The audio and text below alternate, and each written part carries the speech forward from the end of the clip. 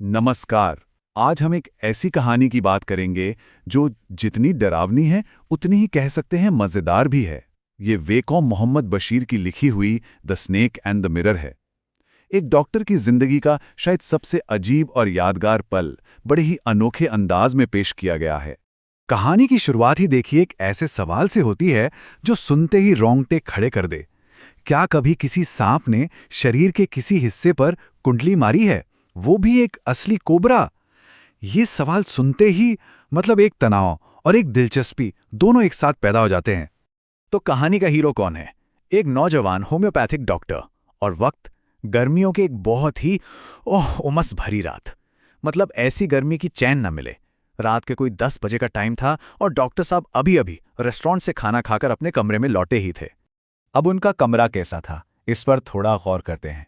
एक छोटा सा किराए का कमरा। और सुनिए, वहां बिजली नहीं थी। छत थी खपरेल की, जिसमें से चीजें आती जाती रहती थीं। और घर या कहें कमरा बिल्कुल भी शांत नहीं था, क्योंकि वहां उनके रूममेट्स थे, ढेर सारे चूहे। और यहां एक बड़ी दिलचस्प बात सामने आती है। देखिए, पेशे से तो वो आखिर एक डॉक्टर थे, पर उनकी कुल संपत्ति क्या थी? एक सूटकेस, कुछ कपड़े, एक अकेला काला कोट और जेब में सिर्फ 60 रुपए। असल में उन्होंने अभी अभी अपनी प्रैक्टिस शुरू की थी, तो कमाई ऐसी थी, कुछ खास नहीं। तो उस रात गर्मी का आलम यह था कि बाहर हवा का एक झोंका तक नहीं था, और नींद तो भूल ही जाइए। ऐसे में डॉक्टर साहब क्या करते? उनकी मेज पर एक बड़ा सा शीशा रखा था, तो बस उसी में खुद को देखने लगे। और बस यहीं से कहानी में असली मजा आना शुरू होता है। शीशे में खुद को देखते देखते डॉक्टर साहब ने कुछ बड़े धरती हिला देने वाले फैसले लिए। उनके दिमाग में आया, अरे मैं कुंवारा हूं और ऊपर से डॉक्टर भी, थोड़ा और हैंडसम दिखना तो बनता है। तो बस उन्होंने तय कर लिया कि अब से रोज शेव करेंगे, एक पतली सी मूछ रखेंगे और सबसे जरूरी, चेहरे पर हमेशा एक आकर्षक मुस्कान रखेंगे। अच्छा, तो अब हैंडसम दिखने की बात हो ही गई है, तो शादी का क्या? उसके बारे में क्या ख्याल थे? तो उन्होंने अपनी होने वाली पत्नी के लिए भी कुछ क्राइटेरिया सेट कर लिए थे। सोचा कि एक महिला डॉक्टर होनी चाहिए, उसके पास ढेर सारा पैसा हो, मेडिकल प्रैक्टिस भी अच्छी चलती हो। पर सबसे मज़ेदार शर्त जानते हैं क्या थी? कि वो मोटी होनी चाहिए। और इसके पीछे का कारण, ताकि अगर डॉक्टर साहब कभी कोई बेवकूफ़ी करके भागे ना, तो वो इतनी तेज ना भाग पाएं कि उन्हें पकड़ लें। कमाल की सोच थी, वाह। तो जब डॉक्टर साहब इन सब ख्यालों की दुनिया में खोए हुए थे, तभी छत से चूहों की वो जानी पहचानी आवाज फिर से आई। हमेशा की तरह उन्होंने उस पर ध्यान नहीं दिया, पर इस बार कुछ अलग होने वाला था। अचानक एक धम की आवाज आई। ऐसा लगा जैसे कोई रबर की ट्यूब जमीन पर आ गिरी हो। डॉक्टर को लगा, चलो चूहों ने ही कुछ गिराया होगा। लेकिन फिर भी एक अनजाना सा एहसास हुआ और उन्होंने पीछे मुड़कर देखने का सोचा। और जैसे ही वो मुड़े, एक मोटा सा सांप कुर्सी के पीछे से रेंगता हुआ सीधा उनके कंधे पर आ गिरा। सब कुछ इतनी तेजी से, इतनी खामोशी से हुआ कि उन्हें होश संभालने का मौका ही नहीं मिला। और फिर उस सांप ने उनकी बाईं बांह पर कोहनी से थोड़ा ऊपर अपनी कुंडली मार ली। उसका फन पूरा फैला हुआ था और उसका सिर उनके चेहरे से बस 3 से 4 इंच की दूरी पर था।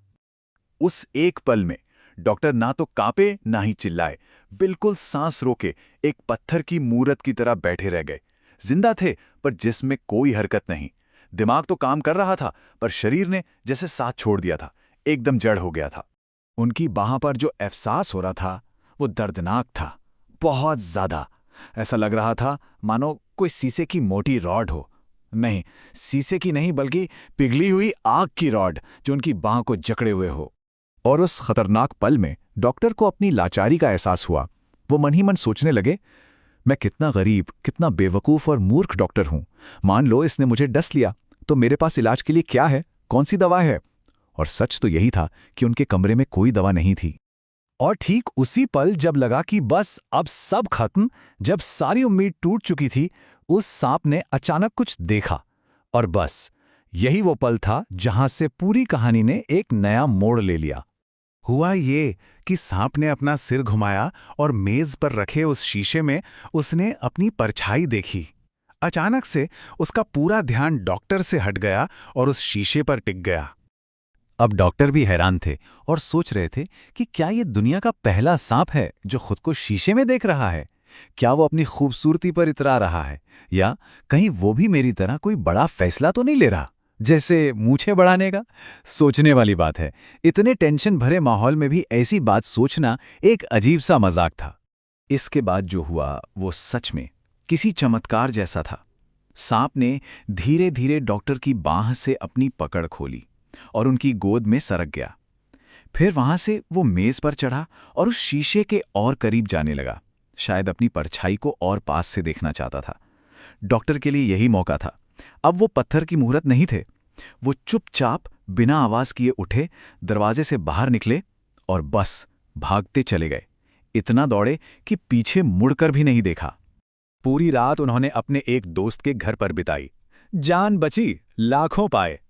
अगली सुबह करीब 8:30 बजे वो अपने दोस्त और कुछ लोगों को साथ लेकर अपने कमरे में सामान लेने के लिए वापस गए।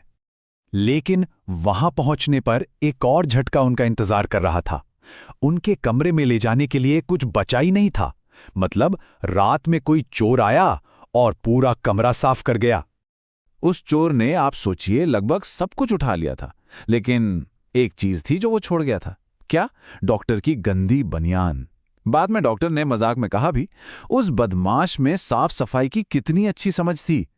मतलब ये इस कहानी का एक आखिरी मजेदार ट्विस्ट था। लेकिन एक सवाल अभी भी बाकी था, जो वहां मौजूद दूसरे डॉक्टरों के मन में भी था, कि आखिर उस सांप का क्या हुआ? क्या डॉक्टर ने उसको फिर कभी देखा? इस पर डॉक्टर ने जवाब दिया, नहीं, मैंने उसे उसके बाद फिर कभी नहीं देखा। वो एक ऐसा सांप था जो अपनी ही खूबसूरती पर फिदा हो गया था। तो ये कहानी हमें एक बड़े ही दिलचस्प सवाल के साथ छोड़ जाती है। क्या आत्ममोह यानी कि वैनिटी इतनी ताकतवर हो सकती है कि वो किसी की जान बचा ले?